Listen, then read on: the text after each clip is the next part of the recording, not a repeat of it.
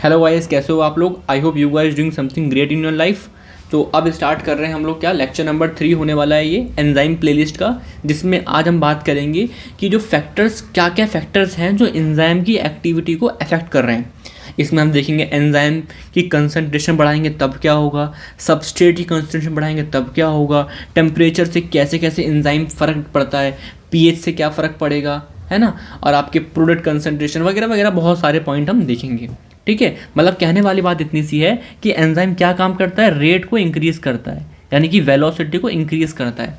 तो इस काम पे एंजाइम ये काम करता है, रेट को इंक्रीज करता है। तो इस पे जो बाहर वाले फैक्टर हैं, है ना, और जो दूसरे फैक्टर्स हैं वो कैसे इस पे इन्फ्लुएंस करेंगे, मतलब एंजाइम की एक्टिविटी को कैसे वो इन्फ्लुएंस करेंगे, अच्छा करेंगे, बेकार करेंगे, कैसे करेंगे, वो हम सीखेंगे आज के लेक्चर में। ठीक है, आसान सा लेक्चर होगा, जस्ट बहुत आसान सा होगा। ठीक है, चलो स्टार्ट करते हैं। तो जो पहला फैक्टर आता है बहुत बेसिक सा फैक्टर है और बहुत समझ में भी आपको आता है, एंजाइम। अब एंजाइम क्या कर रहे हैं, रेट को बढ़ा रहे हैं। अगर मैंने वो एंजाइम ही बढ़ा दिए तो रेट और बढ़ेगी भाई, है ना। तो rate of reaction is directly proportional to the enzyme concentration. कोई बात ही नहीं है, कब, जब सबस्ट्रेट बहुत सारा हो मेरे पास अवेलेबल। अब ऐसा नहीं कि सबस्ट्रेट ही मत दो, है ना। सपोज करो A प्लस बी मिलके C बना रहे हैं। अब एंजाइम में बढ़ा रहा हूँ बट A और B ही नहीं है तो नहीं होगा यहाँ पे एंजाइम कोई फ़र्क नहीं पड़ेगा एंजाइम बढ़ाने से। मैं क्या बोल रहा हूँ, जब आपके सबस्ट्रेट बहुत सारा होगा तो आप एंजाइम की कंसंट्रेशन बढ़ाइए, रेट आपका उतना ही तेज बढ़ेगा, यानी कि डायरेक्टली प्रोपोर्शनल होंगे। तो ग्राफ कैसे बनता है यार, है ना, ऐसा बनता है y=mx का स्ट्रेट लाइन। तो ये बन गया कि ऐसे आप एंजाइम बढ़ा रहे हो, आपका वेलोसिटी बढ़ रहा है, आपका रेट बढ़ रहा है। समझ में आ रहा है क्या, बहुत सिंपल है। अब आते हैं सबस्ट्रेट कंसंट्रेशन, है ना। सबस्ट्रेट कंसंट्रेशन बढ़ाएंगे, यानी कि समझते हो सबस्ट्रेट माने ये A प्लस बी को बढ़ाएंगे तब क्या होगा। अब देखो, जब मैं स्टार्टिंग में मैंने क्या करा, सबस्ट्रेट की कंसंट्रेशन बढ़ाई तो मेरे को नज़र आया कि हाँ रेट बढ़ रहा है, ठीक है, रेट बढ़ रहा है। लेकिन एक लिमिट के बाद क्या हुआ, मेरे सारे के सारे एंजाइम्स क्या हुए, एग्जॉस्ट हो गए, ख़त्म हो गए, है ना। तो उसके बाद आप कुछ भी कर लो, A प्लस बी यानी जो भी आपके सबस्ट्रेट हैं उनको कितना भी बढ़ा लो, आपका जो रेट होगा वो इंक्रीज़ नहीं करेगा। बिकॉज एंजाइम क्या हो गए गाइस, एंजाइम सारे के सारे ख़त्म हो गए। सपोज़ करो पहले मेरे पास एंजाइम कितने थे, मान लो मेरे पास एंजाइम्स हैं वी कैन से 4 एंजाइम है, ठीक है, 4 एंजाइम है, चलो 10 मान लो, 10 एंजाइम है, ठीक है, और सबस्ट्रेट कितना है मेरे पास, 1। तो मैंने सबस्ट्रेट 1 से 2 करा तो ये चला गया 3 एंजाइम के पास, रेट बढ़ गया। मैंने कितना करा, मैंने आप सबस्ट्रेट किया मान लो 5 कर दिए तो ये 2 सबस्ट्रेट और चले गए एंजाइम के पास, रेट और बढ़ गया। अब मैंने 10 कर दिए तो सारे के सारे एंजाइम क्या हो गए, सारे के सारे एंजाइम फुल हो गए। अगर मैं अब इंक्रीज़ करता हूँ, चलो मैंने सबस्ट्रेट और बढ़ा दिया तो अब तो जगह बची ही नहीं ना, एंजाइम सारे ख़त्म हो गए। तो अब इन सबस्ट्रेट से रेट पे कोई फ़र्क नहीं पड़ेगा, तो अगर आप देखो यहाँ ध्यान से देखो तो क्या हो रहा है, स्टार्टिंग में देखो ये कैसा हो रहा है, रेट बढ़ रहा है। जैसे जैसे आप सबस्ट्रेट बढ़ा रहे हो आपका रेट इंक्रीज़ हो रहा है ना। और एक टाइम के बाद आप सबस्ट्रेट कितना भी बढ़ाओ, देखो सबस्ट्रेट इंक्रीज़ कर रहे हो बट आपका रेट आगे नहीं बढ़ रहा है, रेट ने क्या कर लिया, एक लेवल पे वो रुक गया आके, प्लेट्यू बना लिया आके, है ना। क्यों, क्योंकि यहाँ पे क्या हो गए हैं, एंजाइम आपके एग्जॉस्ट हो गए हैं, फुल हो गए हैं, एग्जॉस्टेड हो गए हैं। समझ में आ रहा है क्या, ये है यहाँ पे। अब यहाँ पे पता है एक वैल्यू आती है, उस पर बहुत इंपॉर्टेंट है, क्या बोलते हैं उस वैल्यू को, मतलब उस चीज़ को क्या बोलते हैं, मिचेल्स मेंटन कांस्टेंट, है ना, मिचेल्स मेंटन कांस्टेंट, Km बोलते हैं, कुछ नहीं है Km। मेरी बात समझो, बहुत कंफ्यूज हो गए आप, तो अभी ध्यान सुनो मैं क्या बोल रहा हूँ। Km आपका कुछ नहीं होता है, Km आपका वो सबस्ट्रेट की कंसंट्रेशन है, जब आपके एंजाइम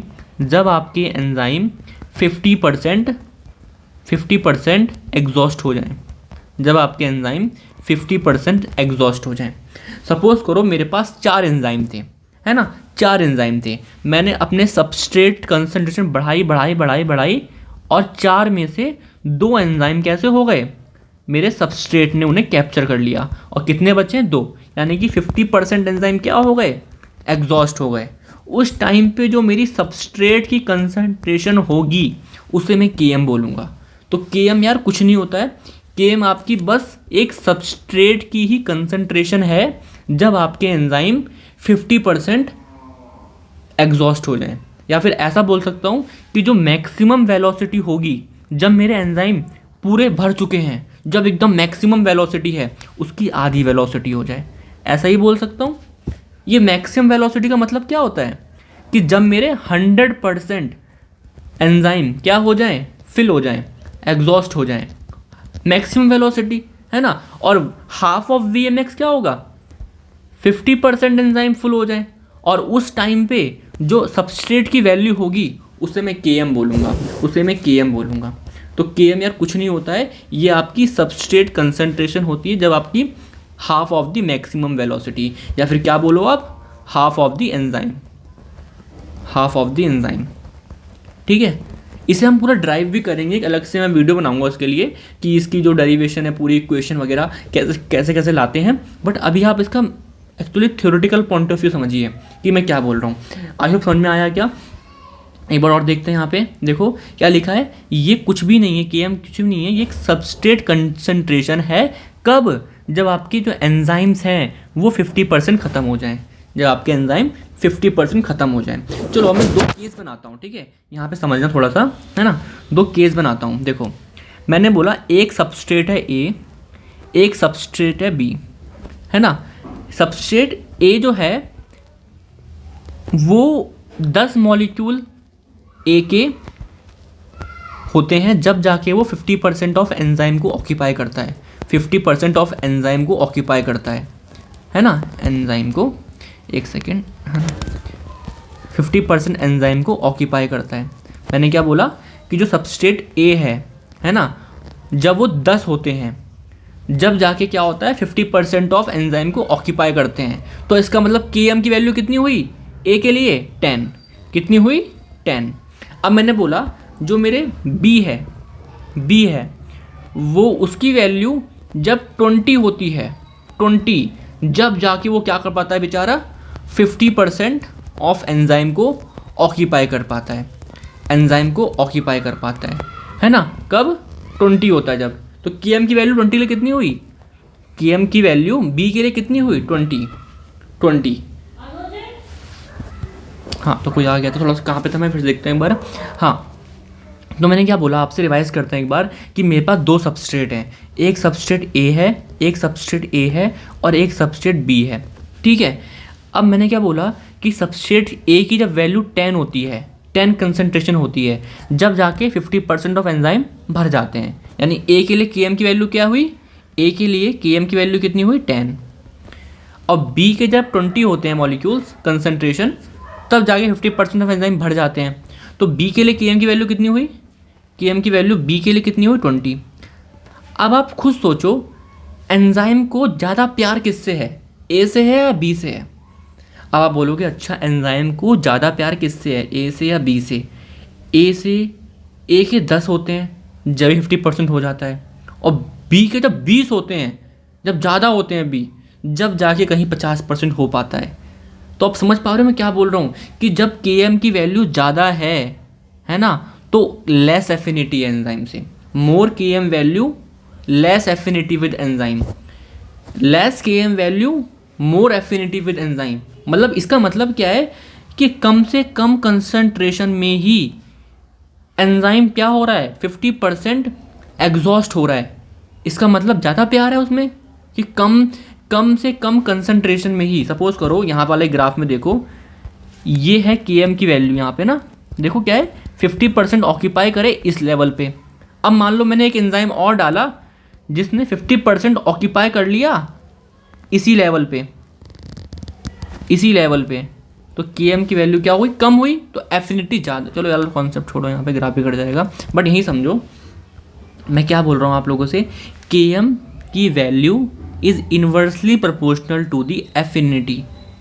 Km कुछ नहीं होता, पहली बात तो Km क्या है, सबस्ट्रेट की कंसंट्रेशन।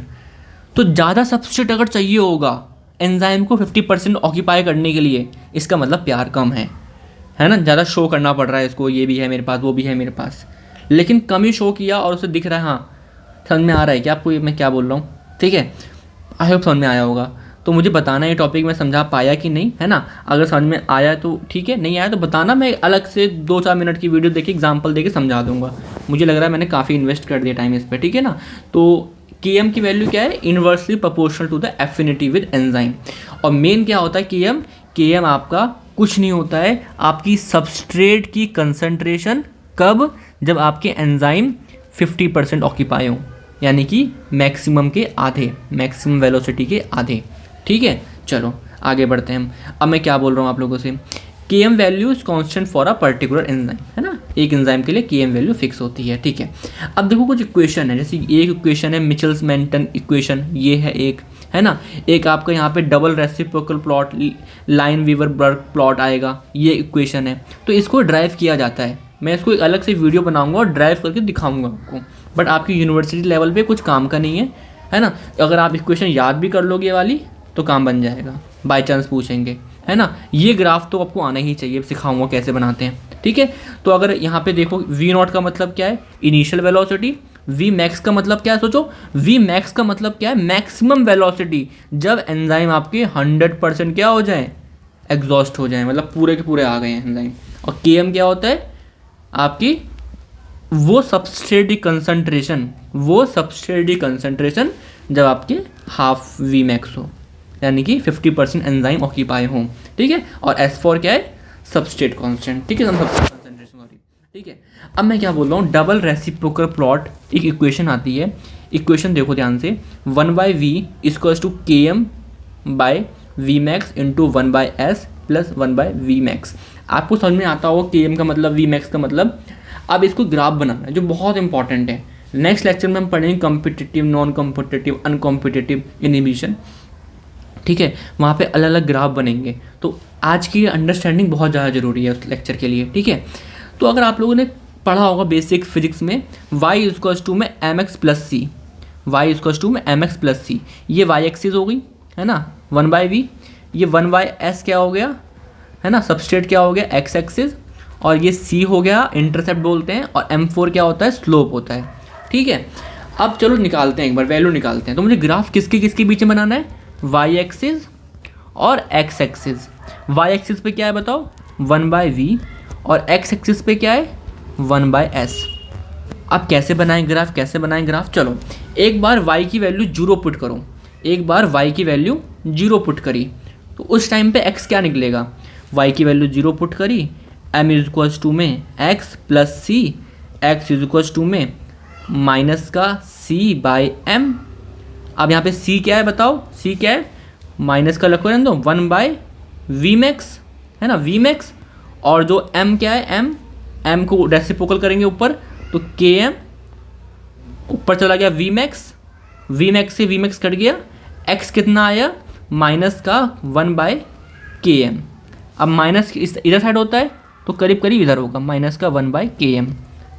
Km क्या होता है? सबस्ट्रेट कंसंट्रेशन, जस्ट, ठीक है। अब आप बोलोगे सर इधर क्यों नहीं लिखा, इधर क्यों नहीं लिखा? माइनस है ना यार, माइनस तो इस साइड लिखते हैं ना, ठीक है। अब चलो एक बार, चलो एक पॉइंट समझ में आ गई ये। अब एक पॉइंट और निकालो, लाइन खींच देंगे ना, फिर 2 पॉइंट होने चाहिए लाइन खींचने के लिए। x की वैल्यू 0 करो। जब मैंने x की वैल्यू 0 करी, यानी ये x की वैल्यू थी 0 हो गई, तो y इक्वल टू क्या आ गया? c। और c की वैल्यू क्या है यहाँ देखो, c की वैल्यू क्या है? 1/v मैक्स, यानी कि ऊपर 1/v मैक्स। अब इनके बीच में हम एक लाइन खींच देंगे ऐसे, ये बन गया ग्राफ, ये बन गया ग्राफ।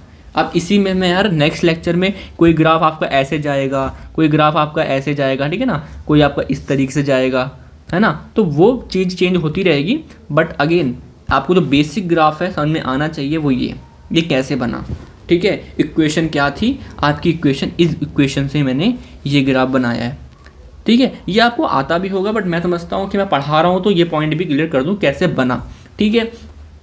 तो ये पॉइंट हो गया। अब आते हैं थर्ड फैक्टर पे। थर्ड फैक्टर क्या है आपका? टेम्परेचर। थर्ड फैक्टर क्या है? टेम्परेचर। तो क्या होता है, ह्यूमन बीइंग या कोई भी एनिमल एक इवोल्यूशन से आया है, तो हर एक एंजाइम क्या होता है, अपने आप को एक बेस्ट टेम्परेचर पे अपना एक्टिविटी अच्छी शो कर पाता है। तो हमारे ह्यूमन के लिए कितना होता है? 35 से लेके 40 डिग्री सेंटीग्रेड, बट ऑप्टिमम क्या होता है? बिल्कुल 37 डिग्री सेंटीग्रेड। सुना तो होगा ना, ह्यूमन बॉडी टेम्परेचर इतने तो होता है, ठीक है। तो ये हो गया।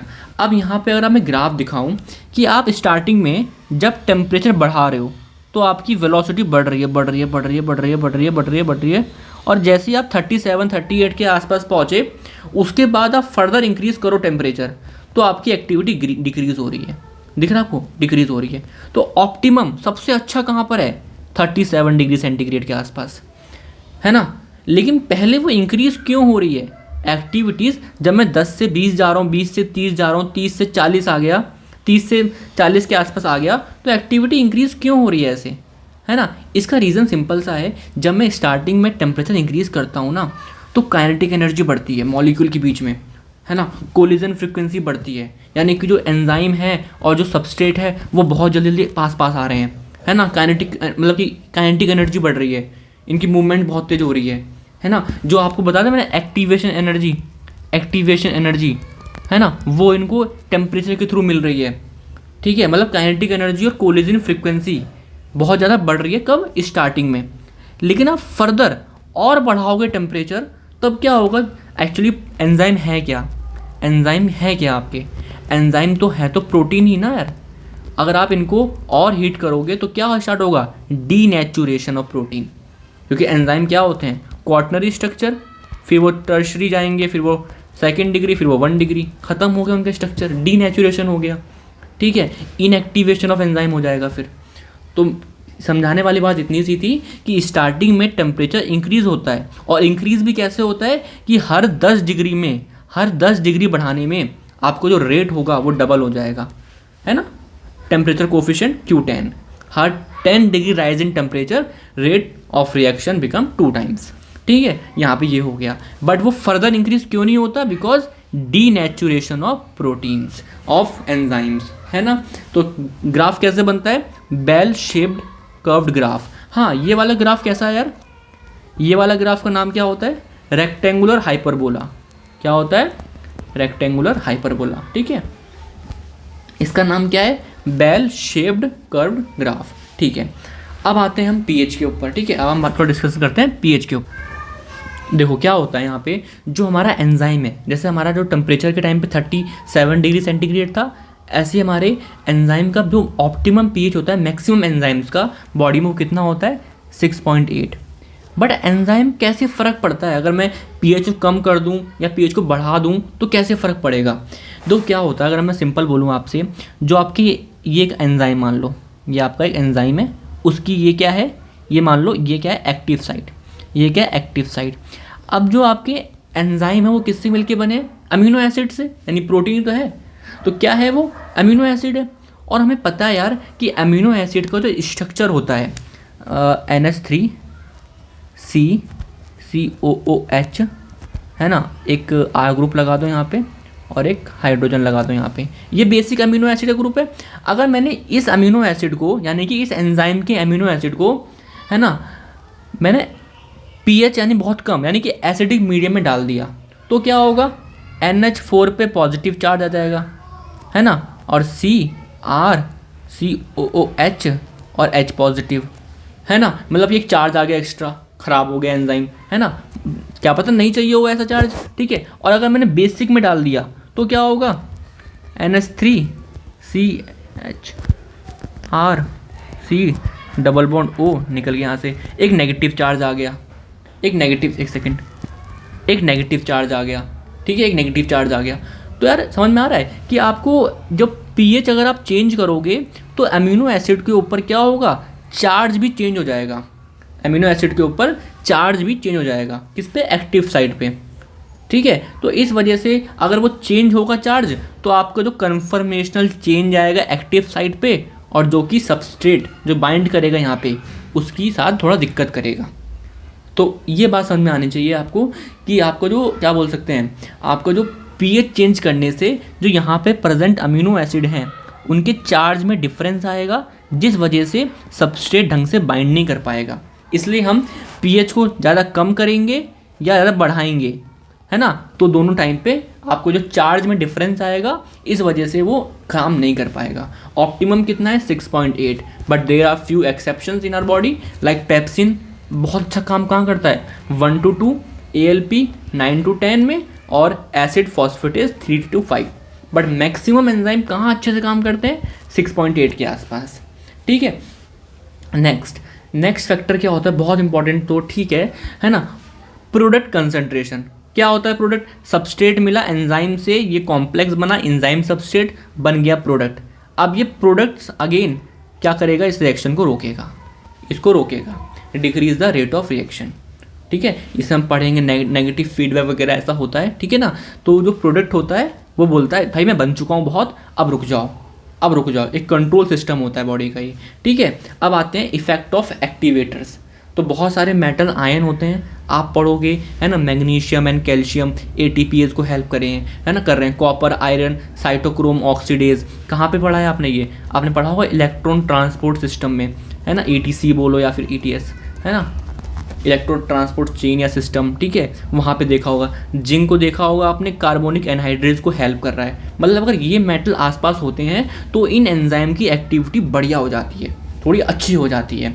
ठीक है, और देखो ये क्या है, इसके ऊपर हमारा पूरा नेक्स्ट लेक्चर है ना, यहाँ लिखा भी है, इसके ऊपर देखो स्लाइड्स बन चुकी हैं, है ना, तो बस नेक्स्ट लेक्चर रिकॉर्ड करेंगे तो। लेकिन हाँ, मैं क्या बोल रहा हूँ, इसके ऊपर पूरा नेक्स्ट लेक्चर भी है कि इफेक्ट ऑफ इनहिबिटर, कि इनहिबिटर नाम से क्लियर है कि ये रेट ऑफ रिएक्शन को, एंजाइम की एक्टिविटी को कम करेंगे। बट कैसे करेंगे, क्या टाइप्स के होते हैं, बहुत इंपॉर्टेंट है, एग्जाम पॉइंट ऑफ व्यू से आता ही आता है क्वेश्चन यहाँ से।